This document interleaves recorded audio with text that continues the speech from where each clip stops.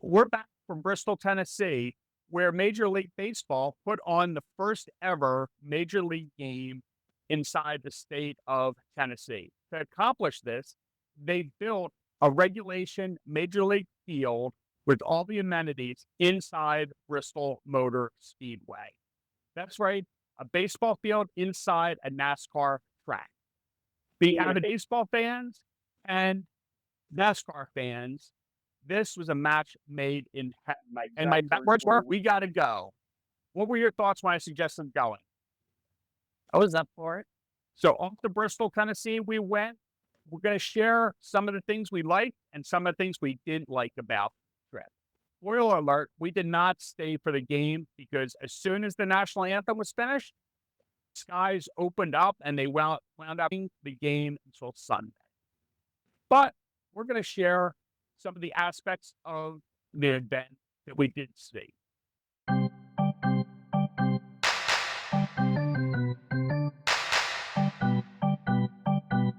So let's start with what they did well. What's the first thing you noticed? Their staff was very well organized. They talked to each other, everybody in line, and they told us where everything was, the concession stands, the fanfare area, and they actually did a tram car from the parking lot to the fanfare. And the other thing is like the fans were fabulous. It attracted Red stands, Brave stands, Major League Baseball fans, and NASCAR. And they all were wonderful. As we're standing in line, we had some really good conversations. We got to learn about where everybody was from and what brought them there. What did you think of the field? Field looked fabulous. It had a tricolor outfield, which like a sun to me I didn't even notice that. because it was dark green and then a light green, then a dark green or a light green. Oh, okay. So, yeah, they did an amazing job with the field. Major League Baseball players would be happy to play on that, even if it was in the middle of a NASCAR track. The other thing that they did really well was traffic. The Bristol area is used to dealing with major events, including two NASCAR races and an NHR race, as well as other events. They had a traffic plan in place to get traffic in and out of the area as quickly as possible. Taking into consideration, this is a very rural area with limited roads, and you're dealing with 100,000 people all getting there and leaving at the same time. I think they did a really good job with that.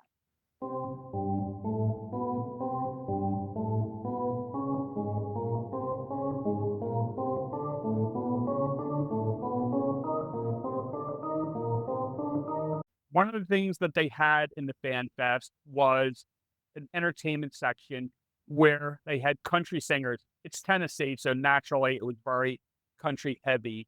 They had four singers. So who were the four singers? We caught the end of Timothy Wayne. Then we saw Raina Roberts, who rocked it because everybody loved her. Adam Dolick had us dancing in line for the elevator, and then Jake Owens, who closed it out. And at that time, we were going to the elevator to go to our seats. Okay. So yeah, the entertainment was wonderful. Each performer did about a 40-minute set, and they all started at the top of the hour. That was probably the highlight of the fanfare section.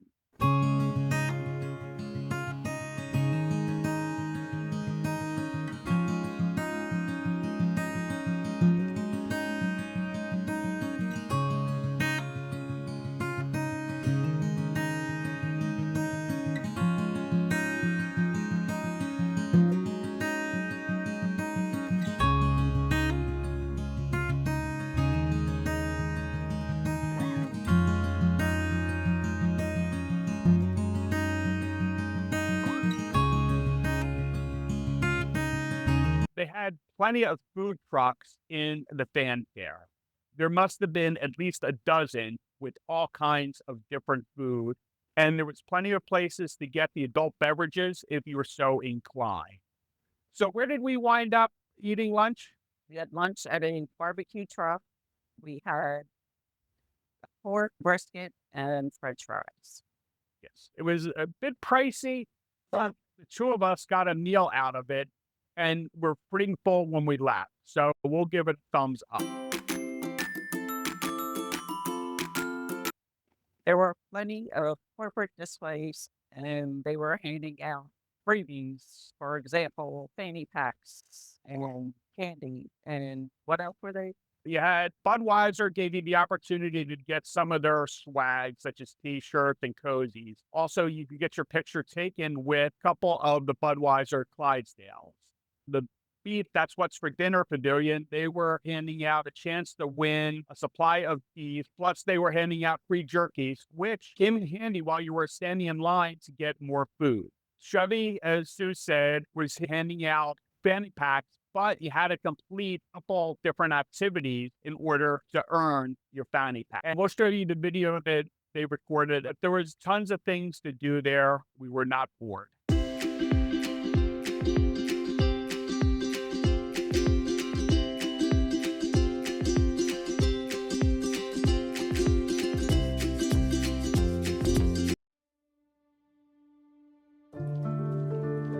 In fanfare, obviously there's a baseball game going on, so they had different displays related to the teams. The Cincinnati Reds had their own booth, and the Atlanta Braves had their own booth, but there's also a legacy walk, which showed the history of both major league teams, who are two of the oldest teams in professional sports in the United States.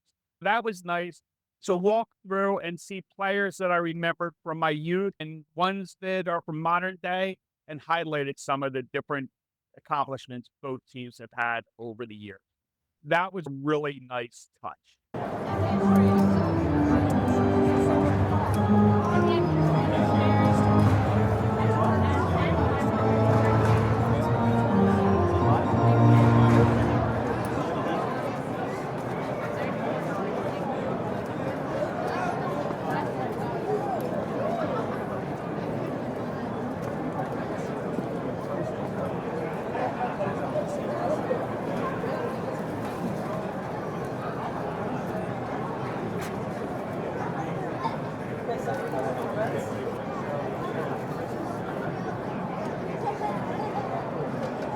They also had MLB broadcasting in the center of the fanfare. And rumor has it, but we didn't say it, ESPN was also there doing their 50 states in 50 weeks. But I didn't learn about this until after the event.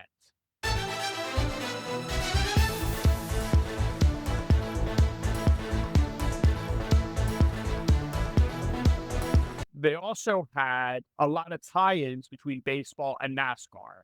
My guess, and this is very anecdotal, is 80 to 90% of the people were there were baseball fans. I don't know how many of them were NASCAR fans. This may have been their first exposure to NASCAR type events. But in the pregame on the screen, they had videos explaining a little bit about the history of Bristol, some of the star drivers, and information on it. They even had a fun video where they interviewed the players of the team and were asking them to describe certain NASCAR things. The players were, for the most part, stumped or they made good guesses. But what else did they have? They also had a pickup truck with MLB players running around the track. That is something that is done prior to most NASCAR events, where after the drivers are introduced, they're taken around the track so that the fans can get an up-close view of. The one difference between this and a NASCAR event is NASCAR, for some reason, generally two drivers who had a run in the week before are in the same pickup truck. In this case, it was teammates, so they were most likely not fighting.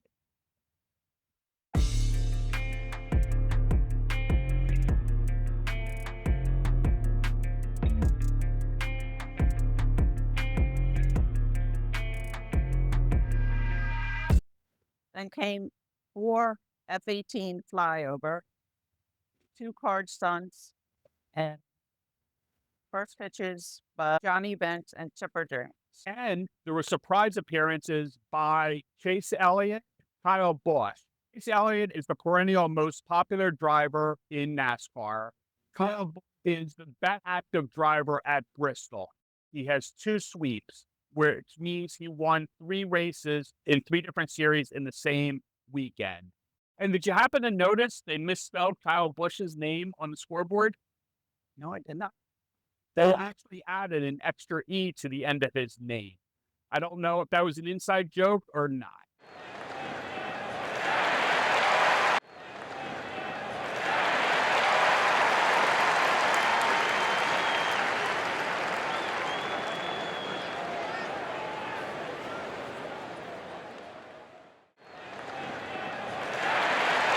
Now, let's turn to things that could have been done better, the negatives on this. So, what was the first thing that you noticed? The crowd had more than 100,000 people. So I thought that it couldn't accommodate 100,000 people at the fanfare. Yeah, and that was one of the issues that I had. One of the things we really wanted to do as soon as we saw it, we wanted to go on the Ferris wheel. And why didn't we go on the Ferris wheel? We didn't know where the line ended or started. That was a big problem throughout this thing. The lines were so big, you couldn't tell where one started, one ended. Granted, with an event this big, and we knew it was going to be crowded, but I think they really could have benefited from a more efficient queuing system. They knew that this many people were coming, put in lines like you'd find at most major amusement parks.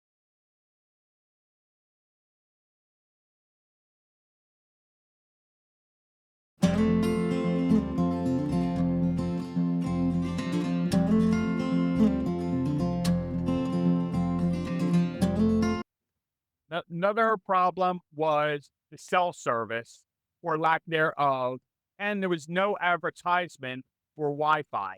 I know, so you were trying to send some text. What happened?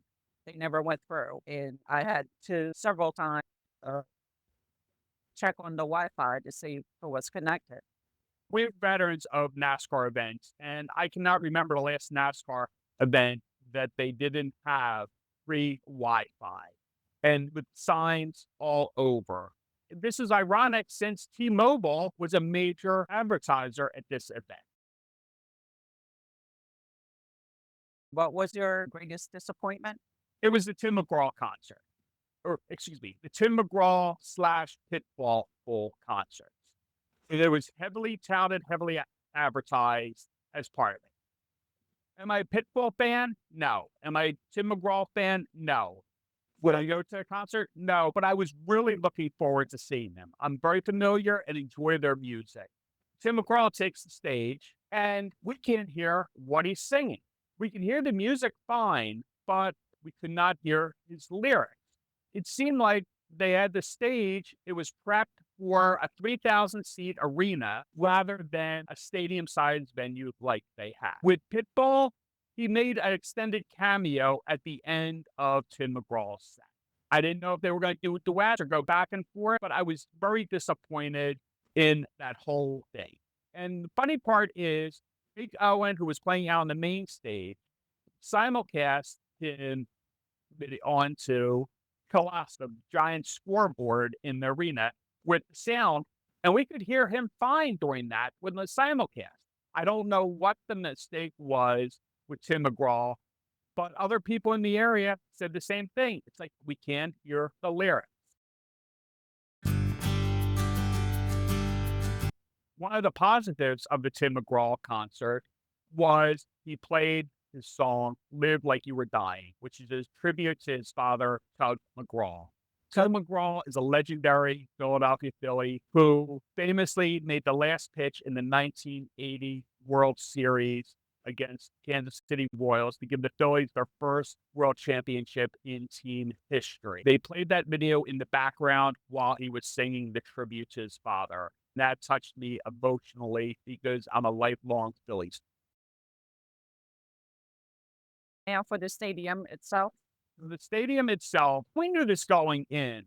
The sight lines, unless you had tickets in the makeshift bleachers along the first and third base side, were horrendous. We were sitting in the Kolecki Tower, which was about 1,000 feet from home plate. During batting practice, we couldn't see anything. seats we had were between turn 1 and 2 on the NASCAR track. How would those seats be for a NASCAR event? They would be terrific. You can look down on the track and you'll be able to see the car run the speedway. I agree. It would be optimal for a NASCAR race. And we're going to the Bristol race in September, and we have similar seats at the other side of the speedway. The other thing I have is the steepness of the stadium. They built the last Great Colosseum, and the steps are steep. I witnessed a lot of people with mobility issues struggle to get up those steps. And that could be one of the reasons why Bristol is struggling with attendance for the NASCAR race. If you notice, we really haven't talked about the rain because nothing we mentioned in here, I don't think the weather would have affected. But it did rain, and it did rain a lot. I think we got soaked, what, about 3 times? More than 3 times. It was Uh, bad. so, yeah, 4 or 5 times, and I was ready to go. Yeah. As soon as they finished with the national anthems and the flyover, the skies opened up, and we decided to pull a plug on the event. We had a battle, and I mean battle, the crowd, because everybody had congregated on the concourse. What would normally be a 5-minute walk took us about 20 minutes to get out of the stadium because we had a serpentine through crowds. I was afraid we're going to lose each other. And we decided to just call it a night. And it took baseball another 3 hours to decide to do the same thing and reschedule it for Sunday. We decided because we had a long week that was going to be our 4th baseball game in the week. Please subscribe to our channel. We will be detailing what we did on this Bristol trip other than the Classic Speedway. We decided not to return following day. From the looks of it, a lot of people made that the same decision, some by choice, some because back home and they didn't schedule a rain day in.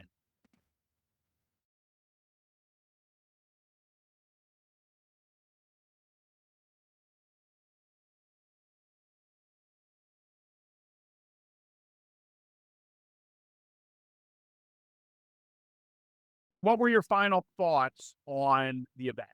It was good, and I would probably do it again, but with less people. Yeah, and I think that's one thing Major League, they've pulled off similar events in smaller venues. I think that this venue was too big for this type of event. We understand we were in a made for TV event. This had nothing to do with the fans. This was purely a TV event. And those people who watched it on TV said it looked fabulous.